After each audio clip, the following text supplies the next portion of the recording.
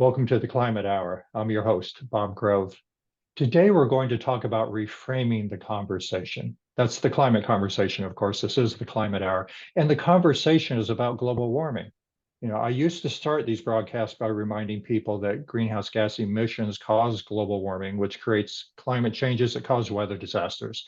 And you and I are living the weather disasters every day. New heat records year after year, summer-like temperatures in February, blizzards, floods, droughts. Yet, when was the last time you talked about climate issues with a friend or family member? Studies consistently find that the majority of people they are concerned about climate, but very, very few talk about it. Why has something as universal as the climate crisis become such a political football that it's a forbidden topic at family holiday gatherings? Scientists have been publishing papers on global warming since the 1950s. In the 80s, global warming entered the mainstream with congressional hearings, front page articles, all of that. It became an issue, and those that profited from the status quo started looking for ways to deny global warming. You really couldn't deny the science, but you could reframe it as a natural phenomenon that we couldn't do anything about, or as something that needed more research before we could act. In 2002, a prominent Republican pollster circulated a strategy guide advising his candidates to talk about climate change instead of global warming. His research found that the concept of climate change was less threatening. Global warming was a crisis. Climate change was like taking a ski trip. He effectively created a talking point that de-escalated and delayed climate action for over 20 years. So words do matter. Words can inspire hope and action, or they can discourage and silence our voices. How do we find that balance between inspiring hope and addressing the urgency of a situation? How do we reframe the conversation? We're joined today on Zoom by Adam Ratner, Director of Conservation Engagement at the Marine Mammal Center in Sausalito, California. Hi, Adam. Hi, Bob. Thanks so much for having me. Really excited for this conversation. Hannah Phillips, Manager of Docents and Interpreters at the Education Department of the St. Louis Zoo. Hi, Hannah. Hi, Bob. Nice to see you. Kate Bergenthal, President and Project Coordinator of the National Network for Ocean and Climate Change Interpretation. Hi, Kate. Hi, Bob. Lovely to be here. Thanks so much for having us. And Dr. Megan Innes, Assistant Curator of Museum Education and Director of the Thompson Earth Systems Institute at the Florida Museum of Natural History. Hi, Megan. Hi, Bob. Happy to be here today. I'd like to start today by just going around the room and asking each of you why language is important. Why do we need to reframe the conversation? And I'm sure that I use a lot of trigger words in my opening, so feel free to use me as a bad example if you want. Hey, why is conversation important? Why do we need to reframe this conversation? That's a great question. Realistically, the way we currently talk about climate change can feel very isolating. It's a lot of, well, you did this or you're not doing this to help us. And realistically, we realize that it's our job to inspire hope. It's our job to be able to push forward conversation and not lead people into crisis. People tend to shy away from crisis. We all know the story of Chicken Little. So it's just really important for us to be able to communicate in a way that encourages conversation rather than shuts it down. Absolutely. Megan, why do you think we need the conversation? Why do we reframe it? Yes, so we all come into conversations with an idea and an understanding about how the world works. And by having ways of talking about climate change that help us to have more productive conversations with a wider range of people can really help to encourage us all to have more conversations, because it reduces the stress and anxiety of trying to bring up this topic with folks that you may not know or may not know how they will respond. And so having just really great strategies for having effective conversations makes us feel more confident to have the conversations. And the research shows the more we talk about climate change, the more people are willing to talk about climate change. I agree. Hannah, why do you think we need to reframe the conversation? Well, I echo both Kate and Megan. It's important that we normalize that it's okay to care for the planet. And the way we do that is by talking to each other about it and finding out what everybody also cares about. It is a little bit of a mistake that we all make particularly with people we work with or who we know very well, that we assume they care about the same things we do. And I have had that experience with a family member who shocked me one day, and I thought, oh, I have training for this. And we had a lovely conversation, and using the framing techniques that we use in Noki to have these conversations. And it just, we left it, we both felt good. And he left going, huh, all right. And, I'll take that. Because again, we're here to normalize that this is an okay and normal thing. Other people are concerned. We're all in this together. So let's figure out how we can work together to make a difference. Adam, reframing the conversation. I think building off what Hannah just shared, silence is the death for any idea. And we know that people care about climate change. Poll after poll are showing the vast majority of people across the United States and across the world care about this, but so few people are talking about it that most people don't realize that they've got this whole community of people around them that care the same way they do about climate, because they just don't hear about it enough. So if we can build that confidence, we can make people feel less isolated, we can really propel action moving forward on the topic. Yeah, Adam, I've heard you use the phrase spiral of silence. That's such a great phrase. A spiral of silence, creating a false perception that people don't care about climate change. Talk more about that. So this was something that the Yale Program for Climate Communication identified a few years back, which is that just a lot of people aren't hearing about climate change and they're not talking about it. So in the US, 2/3 of people rarely or never talk about climate change with their family and friends. So you think about, well, how much do you know if your family cares about this? Maybe you're not willing to bring it into the conversation because maybe it is that political football or that polarizing topic and just not a fun conversation to have around the kitchen table. You then think about it from a media perspective, and you've got only around 50% of people in the US hear about climate change in the news once a month or more. So there is this spiral of silence where people just aren't hearing about the issue.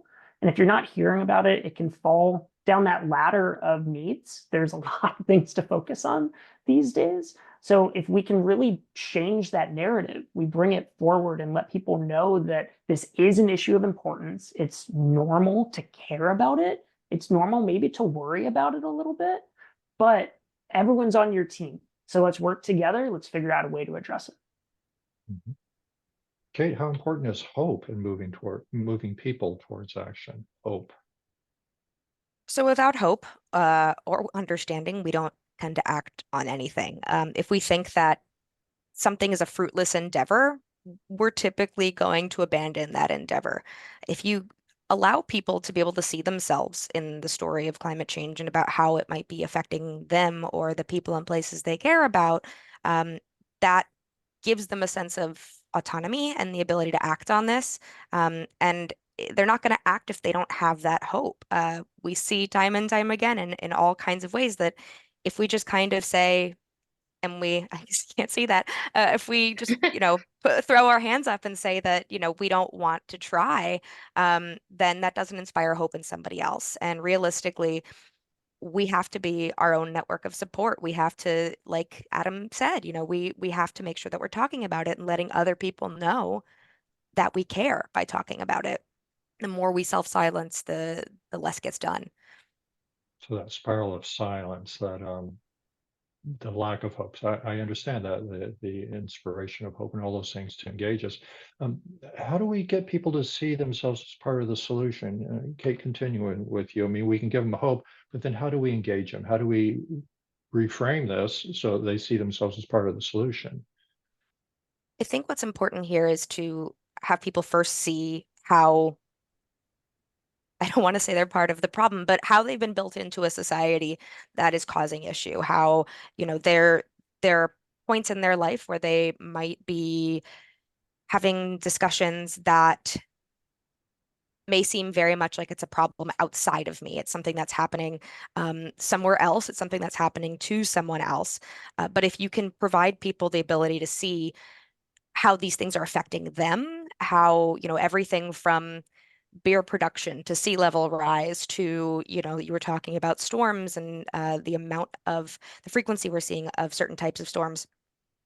We don't know what's going to meet someone at where they are. We're not sure what's going to necessarily resonate with someone that we are meeting on the street. But if we can find that middle point of where it's something that they care about, and we can discuss how climate change is affecting whatever it is that they care about, then it gives them the sense of, okay, well, something I care about is affected. Then you have to move forward to the solution. You don't want to just give someone a problem. You don't want to leave them saying, okay, well, you know, that's not going to work out. Have a good day. If you don't give them some sense of what they can do to act and how they can seek a solution, it's the same thing as not providing hope. It doesn't give them a sense of ability to move past the fear. So I hear you say finding a way to get them to personally identify with the problem and then provide them a solution for that. Just don't leave them with the problem. 100%, or a suite of solutions. It's, you know, Sweet. obviously there's no one size fits all with this. So being able to provide Absolutely. people with different ways they can interact with the issues is important. Megan, can you talk about framing strategy? What is that? How does that bring about change? So framing has been used in a lot of different fields, from sociology and media and education. It's used in a lot of different fields. And really, it just helps us to organize the conversation that we're having with someone so that we hit the highlights that we need to focus on and make sure we're helping our listener get from where we're starting to where we're hoping to go. And so in this case, we're starting with our value and why do we care about this issue, that we are all part of this planet, and climate change is again impacting the people, places, and things that we love. So how can we connect the person we're talking with to this larger issue? And then we have to make sure they understand what it is we're talking about. So we call those an explanatory chain, and basically it helps to get us from point A to point B without dropping somebody off in the middle and making them leap to conclusions trying to understand what it is we're trying to explain. And to make that a little easier, we use a metaphor to make it sticky and take these really complex ideas. Climate change is complex. The impact, how the processes are working in different places, it's a very complex issue. And so using metaphors allows us to help people to understand the broad concepts and remember them. And that explanatory chain then gets us to those solutions that Kate was talking about. And what we have found in our research, over a decade of research, is that those solutions need to be at the community level. For a long time, we've talked about turn off your light bulbs when you leave the room, but that makes me think, well, if I'm the only person turning off the light bulb, that's not going to make a difference. So by bringing folks into a community level solution, so actions that we are taking together in our neighborhoods, in our schools, in our cities, however you want to define your community, by identifying those actions that are already taking place, it helps the person you're talking to understand that they are part of something bigger and they are working with others to make meaningful change. And that again brings in the hope. And one of the most exciting things we found about this is climate change is heavy. It can be really hard to talk about. And that may be part of why people don't want to have the conversations, is because it is heavy and sad and scary. But when you use these framing strategies and you finish with those actions that we are coming together to do together, it not only helps your listener, your learner, the person you're talking with, it not only helps them to feel hopeful and like that they have the ability to make change, it helps you to feel more hopeful and remember that you are part of this movement of people that are doing wonderful things for the planet. And so that hope piece is not just for the person we're trying to talk to, but also for those of us who are having these conversations as well. It's fascinating to see how these conversations can act like a buoying point. There's always this fear that you talk to someone and what if they put their hackles up? But you know, speaking with the other people in the room, I can pretty assuredly say, since we come from the same organization, that there's a light bulb moment you can watch people have when you're able to connect, again, these people and places, things they care about, to climate change. And not only is it a moment of, aha, I understand what's going on and what's at stake here, but you can also see this moment of almost excitement with a lot of people where it's I've been waiting for someone to talk with me about this. And finally I have the opportunity to do it. And they're not going to shut down what I have to say. They're going to answer my questions. And the dialogue opening up is like a magical moment to Megan's point. It's you can see where someone has that reaction, and it feels like it just hope breeds hope, right? And anecdotally can confirm all of this as someone who works with just the general population, people coming to visit the zoo and having lots of conversations and training our staff and volunteers to have these conversations. I can count on one hand, between me and a couple of colleagues who talk a lot with our guests, 3, maybe 4 weird conversations that we had with folks that were just like really weird. Otherwise, we had one of our volunteers went out and she was really nervous to have the conversation, and she was at Cheetahs and like, how are we going to do this? And she did, and 2 different mom groups came back to her and said, thank you so much for talking in this nice way. It's the nicest we've ever heard it explained to us.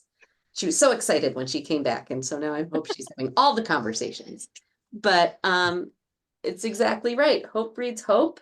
And particularly for those of us working in the environmental field, which can feel really, really sad a lot of the time, it helps lift me, and I'd say us, up as well when we have these good conversations, even with this, if it's with someone who isn't quite there, like the weird family member I had.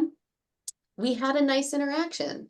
And I think the goal is always to get the person to come back or go off and look at something. And what I tell a lot of people when I train is that we're not looking to change minds or convince people or start an argument. We're just looking for the, huh. That's the learning moment where they just go, huh. And sometimes it's a really tiny thing. You don't have to have this huge major conversation. But if they've felt good about it and go, huh, then they're more likely to look up more information, go find another person to talk to, come back and talk to you. And that's really what we want, is to continue the conversation and build that competence and confidence in engaging with the topic. So Hannah, let's dig into that a little deeper. I mean, you're the manager of docents and interpreters at the St. Louis Zoo, so you deal with this all the time.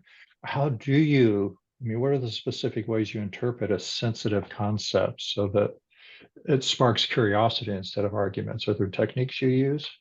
There are, and a lot of this comes out of the Noki network and the training we provide. And there's a whole system and program that we provide the general public. Folks can sign up for those trainings on our website, noki.org and nocci.org. At any rate, the biggest thing to keep in mind is keeping a neutral tone of voice, much like what we're doing here. We're not doing the Chicken Little, the sky is falling crisis. I'm a kid of the 80s and the Save the Rainforest campaign, and it was very, very scary as a 3rd grader. And a lot of people we know just shut down. It's too much, it's too big, it's too far away. The human mind is not good at thinking at the global scale. Systems first of all, and then at the global scale is really difficult for the human mind. And so again, keeping it that reasonable, start to finish, because of this thing, this is what's happening, this is why it matters, these are the impacts, here's what you can do about it, that complete story. So much of what we hear in the news is the impact of climate change, never so much the cause, or they say greenhouse gases, but that's like, where do they come from? And when you give people the very simple entry-level door concrete example of how we are producing heat trapping gases just to power our regular everyday lives, people go to solutions on their own because they finally understand the cause and effect. And so much of that is missing out of our conversation. And if you can do that in a way that keeps people engaged, you can make a huge difference.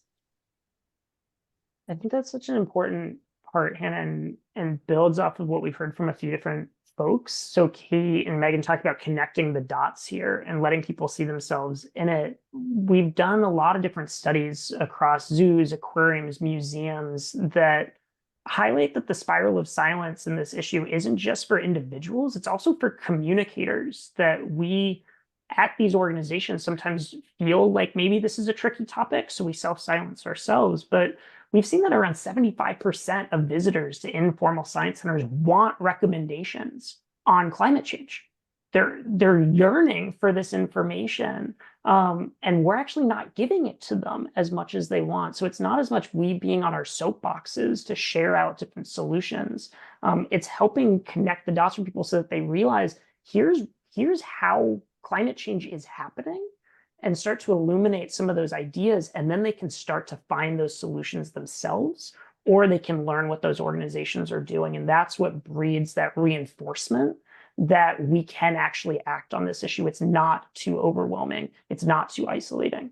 So that's just one way that we can meet the audience where they're at. It's not as much of a battle as I think a lot of people have a psychological barrier set in mind. I think in general, it's to Adam's point, we have to remember that our goal is to speak with people, not at them. So often the climate change conversation is one that feels somewhat browbeating. And to Hannah's point, yeah, it's not an easy topic, but that's all the more reason that we should dig into it and not just kind of push it into the corner. In general, we don't at our centers know, though, what everyone is coming to the table with, what knowledge they already have, what knowledge they might need.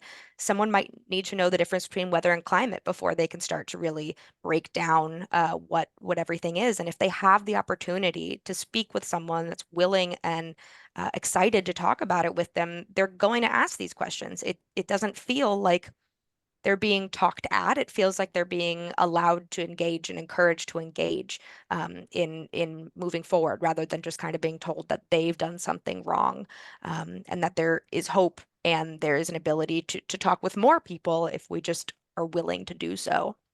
The goal of yet another goal of our work is really to move the conversation away from me or you to we. It's collective. It's the only way we'll be able to make change. And people like joining stuff, so. I always love saying we didn't get into this alone, and we won't get out of it alone. Yes. But I like Hannah's reframe. That's very true. That's very true. Let's talk about language science a little bit. And Adam, can you talk about mental language mapping and what is it, number one, and how does it lead to positive, negative conversations? So you've heard a couple of examples already just through this conversation that we have various images and emotions that are tied to concepts and tied to specific words. We think about this in marketing all the time, of how companies are able to essentially manipulate us a little bit into buying their products. They use language that speaks to our values. They use language that pique our interest. We can do the same thing when it comes to conservation messaging and education. And what's really fascinating is you can use all of the best practices of science to test language use. And that's what a bunch of groups have done, Frameworks Institute being one of them, the National Network for Ocean and Climate Change Interpretation, or NOCI, as you've heard the acronym shared a few times so far, really went out and tested different mental maps, different concepts, different word use for the North American audience, and were able to find associations that helped people better understand the issue of climate change and be more willing to act on it. You heard Megan speak to values and how things like protection, responsible management are values that are universal. So it gives you a kind of open door to start that conversation, where you're starting from a central place. Hey, these are things that we care about. We might not all agree on the tactics of what we need to do to protect people and places from harm. Let's agree that we should take action and protect those things that we value and that we love and that we depend on. So that's where we're able to start to use the science of language to move the needle on climate action down the road, using some of those tools, the metaphors, the explanatory chains, and then building in this sense of community, this sense of hope. And that's what has been really exciting, with hundreds of organizations across the United States starting to build and be unified in their language around. Speaking of wording, I thought it was interesting. I'd never heard about the representative in 2002 suggesting that people use climate change instead of global warming, because realistically, in the work we do, we suggest people use climate change because it gives a much greater definition about what's happening. If somebody is not experiencing warming, they're experiencing more frequent snowstorms, or those once in 100 years, rain events are coming more often. They're not necessarily focused on the warming. But if we talk about the climate changing, that hits home to more people. It's more relevant across the board. So it's interesting how some people might not think that their word choice is. Some people may think that their word choice is getting them in one direction, and it may be getting them in the complete opposite direction, we've learned. Yeah, I was very surprised when I read that because I'm also a person that moved towards climate change as a more acceptable term. But you do realize that you're perpetuating a conservative talking point at some level. It raises a good question. I think I mentioned this in the introduction. I mean, obviously, we want to inspire hope, but we also have to address the urgency of the situation. And if we don't put a certain amount of pressure behind the conversation, then it's easy to kick that can down the road. I mean, how do we balance that? Megan, you want to talk? So we really like to talk about the community impacts and the community level places we are seeing these changes where folks can get involved. And as has already been mentioned, we really try to steer away from crisis messaging. There is a lot going on in the world right now that we are all very concerned about. And to take a crisis perspective might get folks' attention, but it could also really shut them down because they just don't have the bandwidth to focus on anything else or to worry about anything else. So a lot of the work that I do is on educators and how do we help them balance having these conversations, particularly with youth who have a lot of eco anxiety and are dealing with a lot of issues right now. And so making sure that we do include those hopeful messages because it empowers people to know that they can be part of change and that they're not the drop in the bucket trying to move the rock up the hill by themselves, that this is a group effort and that we're coming together. And there's a lot of focus on civic engagement now, particularly for younger folks, so they can help identify solutions that are more appropriate for their communities. So we are having a lot of conversations around climate justice and what does it mean that we are driving a lot of the change here, but maybe not seeing the impacts, and how can we get folks involved in actions that are appropriate for their spaces. So we think a lot about what are the appropriate community level solutions for folks to take part in to make sure that they are actually making change and addressing the issue that we're focusing on. Because if we are talking about, burning coal, oil, and natural gas and producing carbon dioxide,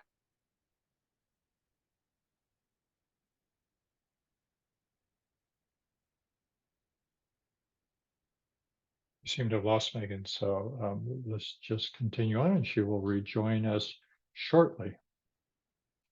You're listening to the Climate Hour. I'm your host, Bob Grove. We're speaking with Kate Bergenthal, Dr. Megan Innes, Anna Phillips, and Adam Ratner about reframing the conversation. We touched on the equity, the social justice issues, Kate, and I think that that's a very important issue. How do we reframe that? I mean, how do we address the people who are affected by climate, the social justice, the equity in our conversations?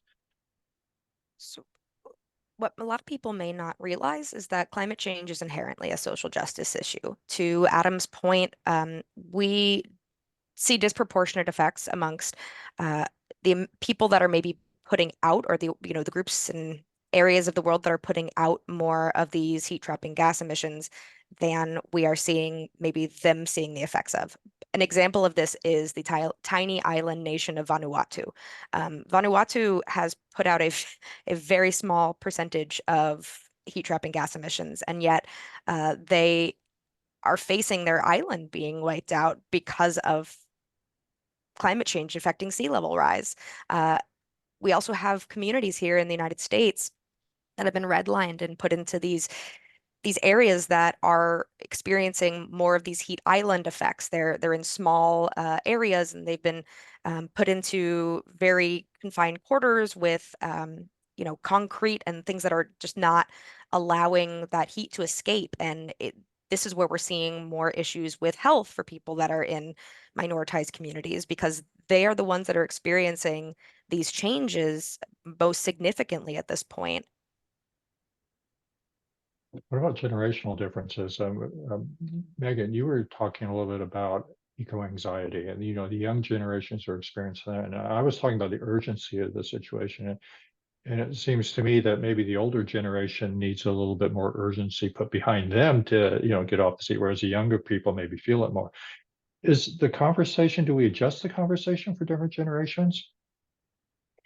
That is a wonderful question. And you do touch on a number of things, such as the Pew studies that have shown our younger generations care and are taking action and are getting mobilized to do great things. And so finding ways to help maybe have more intergenerational actions that can be taken together. We have a lot of educators that are interested in this sort of work, and just helping folks see themselves as part of the solutions will be really important. And there is some concern where youth feel like they're being left behind to deal with the mess. And so it is very important that we of all ages and all generations take action to help address this situation. And on that point, particularly for older generations right now, there's a lot of movement and sense of urgency by them as well. And I recently listened to an interview with Bill McKibben, who has started an environmental action climate change organization specifically to engage our older generation of folks, the over 60, 65 set. I think it just speaks to how you have to customize the conversation to the interests of the group that you're working with. How do we make climate change locally relevant? How do we make it something tangible for people? We saw this, I would say, historically with a lot of the climate change conversations being about things like polar bears in the Arctic. And it won over a lot of people. A lot of people that cared about polar bears started caring about climate change. But then you started to have that messy middle group where they just couldn't see the connection to polar bears. It was a distant issue away from them. They never saw it. The more we're able to start talking about some of the things Kate was mentioning, air pollution, and these social justice issues that connect with climate change, things that you can see in your own backyard, the more likely people are going to start to be interested, want to talk about it, want to get involved. And that will be different for youth versus adults versus whatever generation you might be talking to and whatever demographic and geographic area they're in as well. The thing about climate change that's terrible is that it affects everything. The good thing from a communication standpoint about climate change is it affects everything. So there's no shortage of ways to bring climate change into a conversation where people can all of a sudden start to really connect those dots to why this is something they already actually care about. They don't even need to find out it's something they care about. They just have to realize it's already connected to those things they love and value. And that's going to be what gets them farther in that conversation. To Adam's point as well, it seems as if the younger generations are more connected than generations before them simply because of the advent of the internet. A bunch of us may have friends and colleagues we can talk to fairly regularly because of the internet. What that provides us is the ability to bring people together and see these issues more readily. But additionally, it allows them to be able to find solutions more easily. It allows them to see what's already been created and what, blueprints they can move into their own neighborhoods or communities in different ways. We look at a community typically as where you live, but it's also where you go to school. It's the friends of it's your friends' friends. It's, your religious organization. There's a lot of different ways to look at community. But if we're looking at things in a community level, then it's easier for us to provide civic-minded and equitable solutions, because we are trying to look out for the needs of a group rather than trying to look out for needs of individuals. And what I'd like to point out about the community level and why we're pushing that so hard is we talked about this at the beginning with, if I'm the only one in my house turning off the lights or my neighbors aren't, right? Community at whether it's your school or your place of worship or book club or, all these other platforms where you engage with other people, it better matches the scale of the problem, right? It's because it's a global issue, and we all know that real big deal change really needs to happen at the global, international, and economic level in a lot of different ways. And we know how those meetings go, and there has been change. But for our regular folks, for my mom, my cousins, my friends, me here in Missouri, who just need to get to work and feed their family, right? What can I really do? And so we know people by nature, humans are social creatures. They like to join things. And there's been plenty of sociological research that points to simple messaging of saying, thanks for joining us in saving water, leave your towels on the floor in your hotel room or something. People engage with that more than, if you want, you could do this so we can save water. Whereas if you just say, thanks for joining us, people already do it.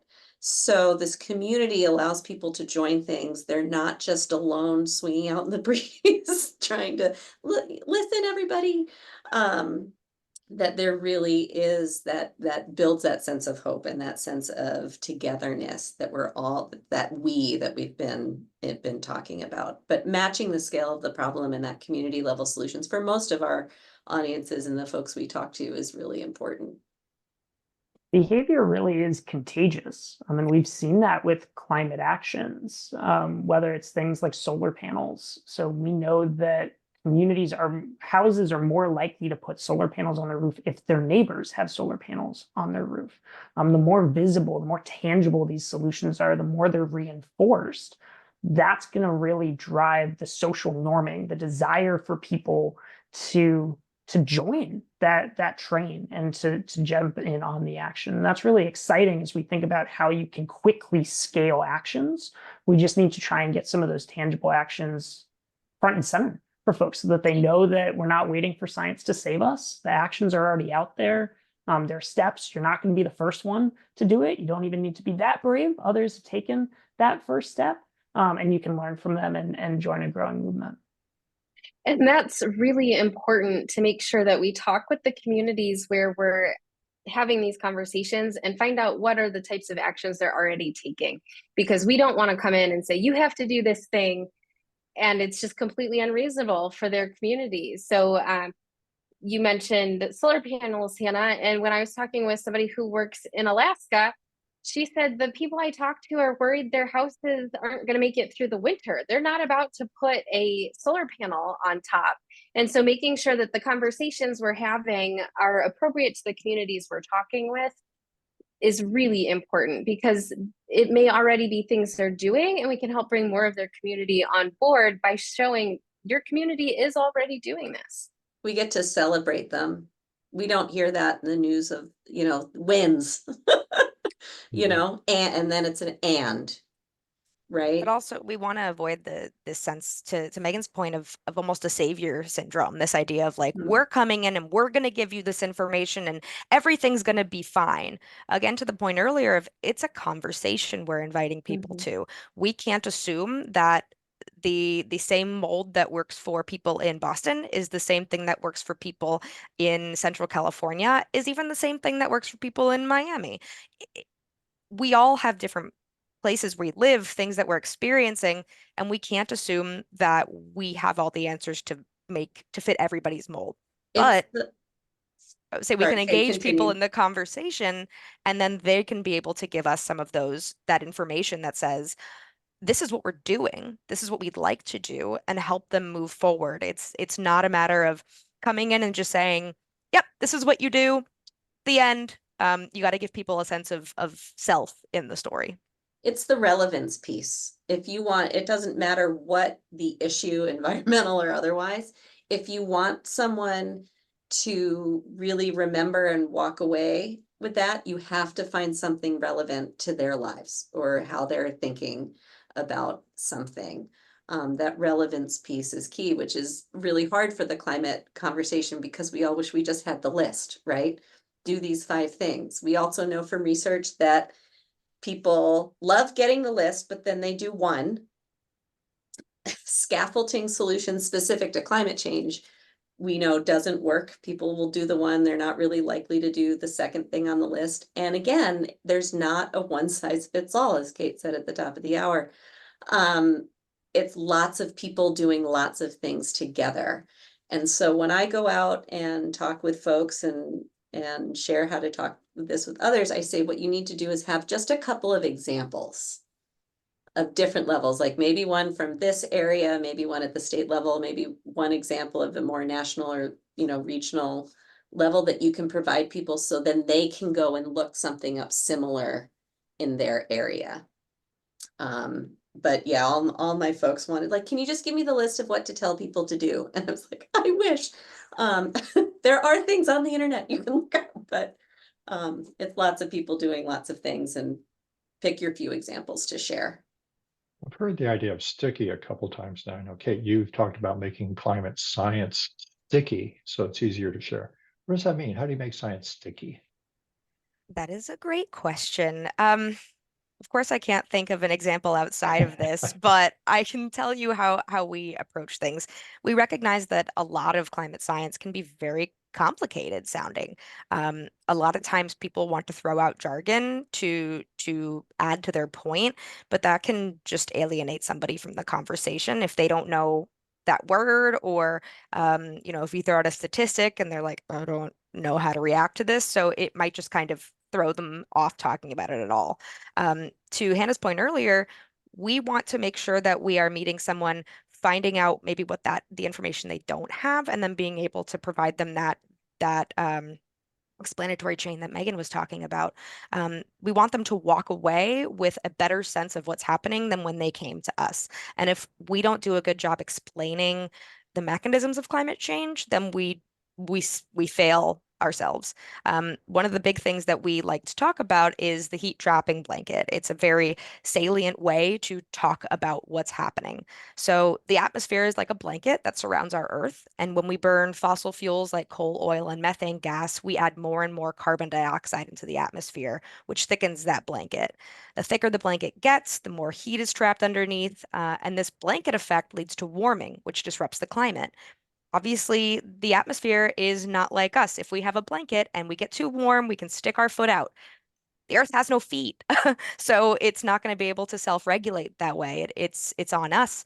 And if you're able to quickly give somebody that information and give them the sense of, oh, okay, I can remember a blanket, I know what a blanket does, then they can be more likely to have this same conversation with somebody else because they don't feel like they're speaking about something that they may not know about.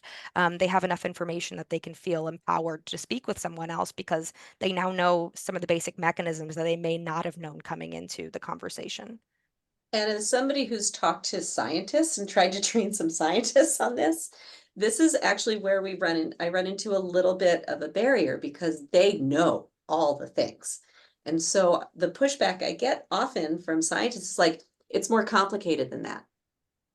And I go, right, but my mom or my weird cousin or just your aunt, whoever, your friend doesn't have a PhD in climatology or endocrinology or whatever it is, and have this real sense of science. Our job as communicators is to not just show people the door, but to open it for them. And if we're doing our job right, then we get them to step through the door. And a lot of what we do with our guests is just to help them on their path. Every single person in this world is on a path, and our job is just to help them 1 or 2 steps along their path. I hear you saying find a good metaphor that people can relate to, and then that will Yes. stick with them. Mhm. And we actually reframed that particular metaphor. If you remember in the 90s, we talked about the greenhouse effect. But what our collaborators found was a lot of people have never been in a greenhouse, so they don't know what that feels like. Whereas I'm fairly confident that most of the listeners to this podcast have been stuck under a blanket at some point in their life and got really hot and didn't, either you have to stick your foot out or just be really uncomfortable. And so that was a metaphor that was much stickier for folks because it was much more relatable and something that they have personally experienced. Whereas something like a greenhouse might be a more limited opportunity for some folks. And that relevant piece that Adam was talking about earlier, of those values, those universal values of protection and responsible management, when used specifically with climate change, we reach people's heart. We used to think that if people just know how bad it is, they just know how bad it is, then they'll act. But we all know that people are like, too crazy, can't deal with it. We need to hit their heart first. Why should I care enough to listen to possibly learn something more? So the relevance piece is that concrete metaphor example that people can latch onto, but also why should I care about it? Adam, I don't know if you want to say a little more about that. Well, I was just going to build off of what Megan had shared with some of the metaphor and the heat trapping blanket. It's not just that people understand how a blanket works. I think it's also that the beginning part of that metaphor you heard from Kate was the burning of fossil fuels like coal, oil, and methane gas are causing an increase in this blanket. So the metaphor alone set up the problem that allows people to start to see what the solutions might be.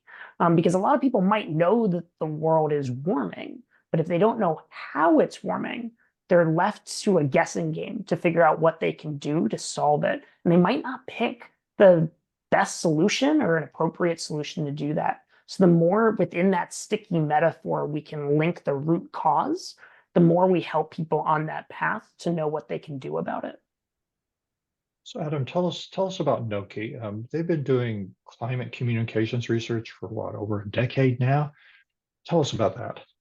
So the National Network for Ocean and Climate Change Interpretation, or NOCI, is a growing network that's been around for close to 15 years at this point. It's a collection of scientists, of educators, journalists, other climate communicators that are using this toolkit of science-based communication techniques. So scientifically tested tools like the heat trapping blanket, like these value statements around protection, responsible management. And it offers a wide range of training opportunities for folks. We've got over 800 trained members now across the United States. We're in hundreds of institutions, ranging from the biggest zoos and aquariums across the country to small nonprofits that focus on wetlands or wherever they might be across the country. And it's not only a chance to reach literally millions of people through these audiences with consistent, unified, tested language, but it's a community of support for the communicators as well. You've got that social, emotional support. You've got those resources you can go to if you find yourself in a sticky situation or find yourself maybe losing a little bit of hope because of some news story that you came across. You've got 800 plus people there to help you feel like you're not alone.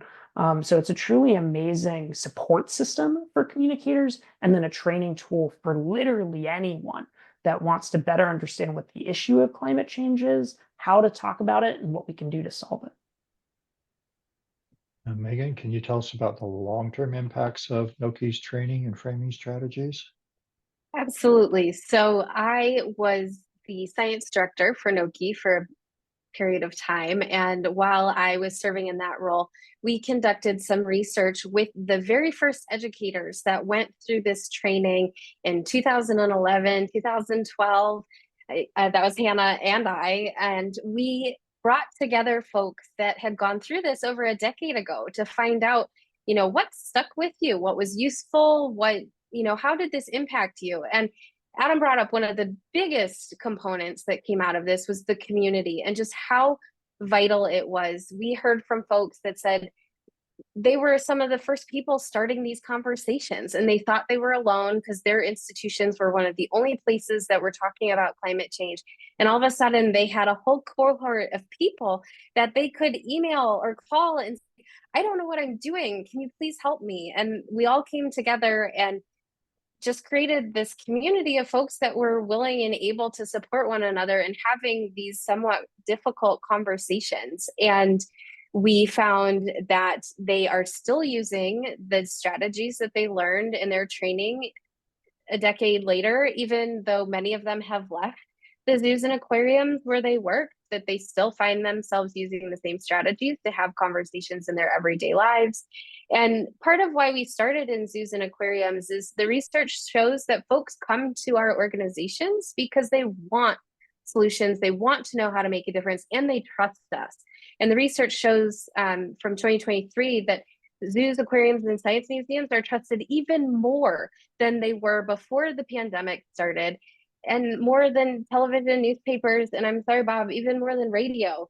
So we are a trusted source of information, and that the folks who participated in these organizations, they not only took away the training we gained, but they also then went on to train all those people Adam was talking about. So that way, when they did leave their institutions, they left behind the knowledge so that this work could continue to grow. And it has just been amazing to see it grow from a very small number of people to over 800 folks in organizations all across the continent, really. It's interesting because one of the first things that we talk with people about when they start a course with Noki is actually the emotional baggage that's involved with climate change. And it might seem weird that we're starting a discussion about a predominantly science-based, topic about something that seems very counterintuitive. Why are we talking about emotions when we're trying to talk about climate change? But hopefully we've been able to convey that a lot of people do have this fear. And so they come to us and they're looking for that hope.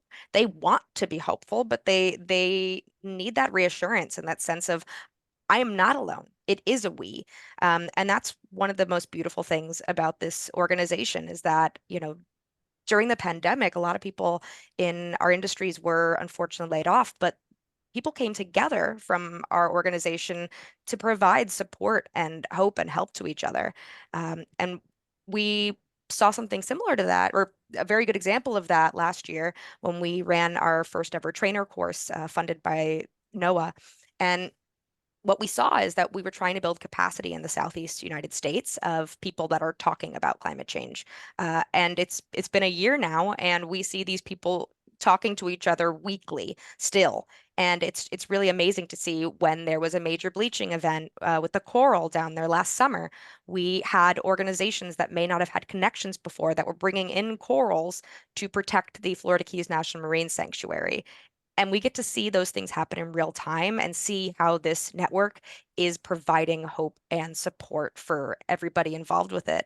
And we're really excited because this year we have new courses that are being brought to Canada. So to Megan's point, we're going to be more across the North American continent. And the more that we can be using the same language to be talking about the same thing, the more those concepts will become sticky and the more talking about climate change can become the norm as opposed to the exception. The stickiness and the consistent language and messaging is key. So Adam talked about mind mapping and how we see an image and we immediately have words that we associate it. That's because we've had years and years of moving the same pathway, right? Making the same pathway in our mind. And if we want people to take action and feel good about it, we do have to create new pathways. And the only way you do that is by hearing the same thing over and over and over again. And we see from the Yale Project on Climate Change Communication, their 6 Americas study, where they mapped the climate change in the American mind and discovered people fall into one of 6 categories that range from sort of dismissive denier to alarmist. And the vast majority of Americans, and they've been doing this for 10 or 15 years now, almost in line with how long Noki's been around, it's been consistent that the vast majority of Americans fall into the cautious and concerned categories of things, and they fluctuate a little bit over the years, but those are the categories of like, I've heard stuff, but I'm not really sure, and I just got to get my kids to school, but I want to do something, but I just don't really know. And that's where our institutions can really come into play, is we are a collective place. We are safe places for most people to come and be places of practice where we can practice having those conversations. So Hannah, has the Nochi framework changed the way you interact with your guests at the St. Louis Zoo? Yes, it has. And Noki's evolved over the years too. When we very first started out, we had 4 values, which Yep. I absolutely remember and was thinking at the time, those are really sort of the same too, that they can bunch together. And that's because Noki does a lot of evaluation and very much makes changes based on those evaluation and feedback that we get from instructors, from course participants, and for those working in this field. And it's made such a huge difference. So I use an example of my weird cousin, who I didn't think was weird. He's a really nice, funny person. He's my dad's cousin, and he sits on his town planning board as a volunteer. And he was talking to me about, what the board was doing, what I was doing, and I was neck deep in climate change communications, and I'm super pumped and all this. And he goes, "Oh, well, my town wants to put solar panels on the town hall to help with climate change." And I said, "Absolutely not."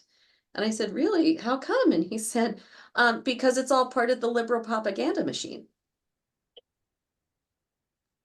And I said, "Oh, I have some training for this." And we had a lovely conversation, non-judgmental, just tell me more about that. And I got to the moment where I went, maybe it's not so bad. In which case I took a win. One of our volunteers here, she went through this training. She's so good. She could be a trainer for Noki. She's incredible. She goes straight there in her conversations with guests. She doesn't start with, "Isn't it cute?" and going on. She comes right at it with climate change. And again, out of the 10 years we've been doing this, couple of times have we had some weird stuff, and it hasn't even been that bad. But this is very much given me the confidence to have these conversations and to understand it's all practice. The more you do it, the better you get. I did a training with some zookeepers who were really nervous, and when I told them that it was okay to make mistakes, it was like revolutionary, because in their work they can't.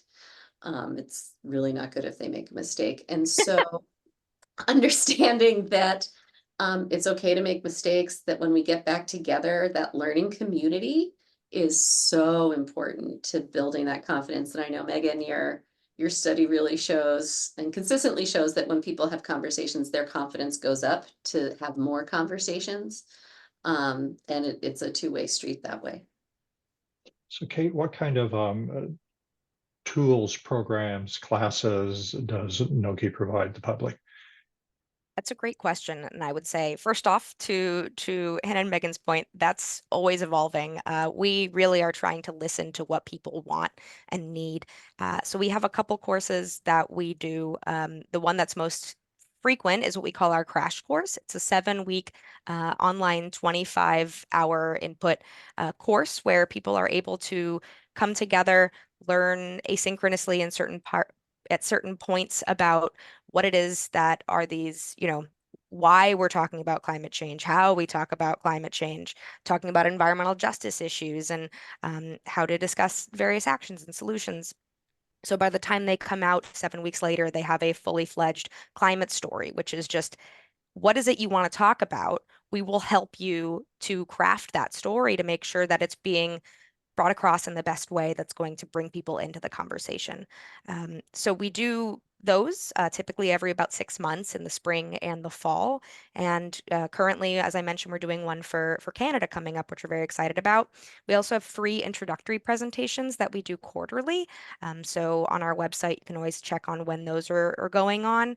And additionally, we are looking into doing some beginner workshops, will be a little longer, that we'll be able to do with people as well online, as opposed to that introductory presentation is about an hour long and just kind of gives the who, what, when, where of what we're doing and the why. So thank you for joining us today. I've enjoyed this conversation. Where can our listeners go to learn more about your work, Kate? You can go to our website, which stands for the National Network for Ocean and Climate Change Interpretation. So that is nnocci.org. Megan, where can our listeners go to learn more about your work? Yeah, so if you'd like to learn more about the Thompson Earth Systems Institute and how we communicate about Earth systems, you can go to go.ufl.edu/TESI. Thank you. Hannah, where would you like to send people? Come visit me at the St. Louis Zoo. You can also check our website at stlzoo.org. Adam? So the Marine Mammal Center is based in the San Francisco Bay Area and open to the public, so you can come and visit us as well. You can go to marinemammalcenter.org and connect with us to learn more about NOKI as well, since the Marine Mammal Center is the fiscal sponsor for NOKI. Thank you. And thank you to our listeners. We welcome your questions and feedback. You can learn more about the Climate Hour at climatehour.net. That's climatehour.net. This is the Climate Hour. I'm your host, Bob Grove.